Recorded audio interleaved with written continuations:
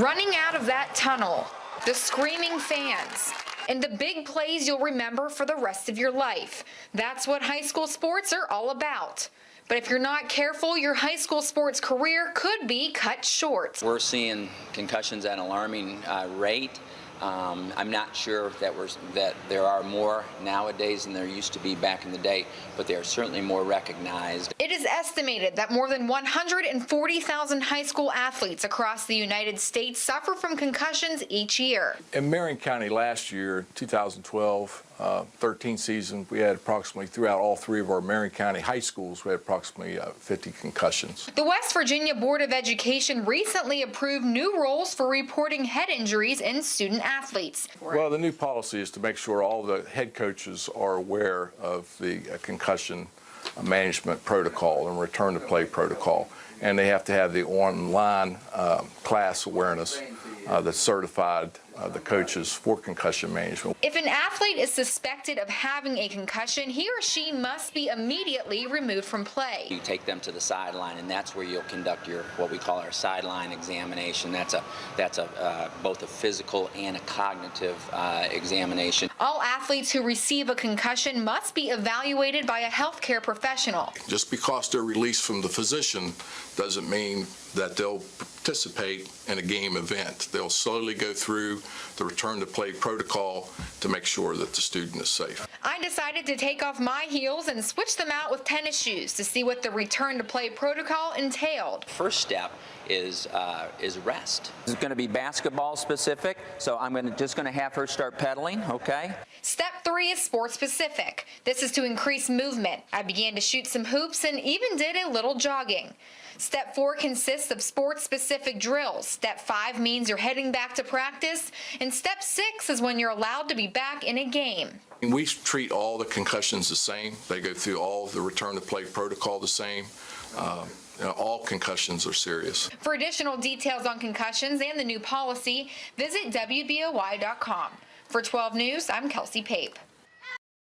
No sports enthusiast will ever forget the goal line collision between Pittsburgh Steelers' Le'Veon Bell and Baltimore Ravens' Jimmy Smith, or when Detroit Tigers catcher Alex Avila was drilled by David Ross of the Boston Red Sox. Both of these plays caused 2 serious concussions, and both of these athletes returned to play about a week later. But that's professional sports. When a high school athlete suffers a severe concussion, it could take weeks before they're back on a field just like this one, and that's for multiple reasons. They're being monitored 24/7. 7 days a week, 365 days a year by the medical staffs, and they have somebody with them pretty much at all times. Though we have athletic trainers there on a daily basis, there might be a day or two gap where communication isn't there. The issue of CTE in many NFL players has been receiving a great deal of media attention. ESPN Sports Science broke down how serious these head injuries can be. This 15 millisecond impact is equivalent to getting smashed in the head with a sledgehammer. But it's not just football players that can receive a concussion, and it's not just from helmet-to-helmet impact. Could be by whiplash, could be from a quick, just a fall. I'm telling you, a big one is cheerleading. People may not think that, but you get these very competitive in this area, and you got the bases that are catching the flyers. The flyers come down from a height, and they take an elbow, they take a knee. While many professional athletes blame concussions for their memory loss, depression, and much more, little is known about the long-term effects concussions can have on high school athletes. No concussion is the same, and you need to take a very serious approach if they have any of the signs and symptoms. Next week, we will take a deeper look into the long-term effects a concussion can have. For previous stories on concussions, visit WBOY.com. For 12 News, I'm Kelsey Pape. Mike Webster, Junior Seau, and Ryan Friel are just a few names that come to mind when you think of the long-term effects a concussion can have on an athlete.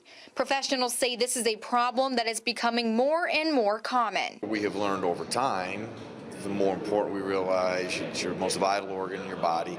It needs to be treated as such, and we have failed to do that. So now try to do the right things, implement it. CTE is an issue that has shown up in the media a lot lately. Very little is known about what may be causing the dramatic abnormalities in the brains of retired athletes. Head trauma can happen anywhere. The key is when it does, what do you do about it? And that's what we have failed. Long-term effects reported by retired athletes include brain damage, memory loss, and problems paying attention.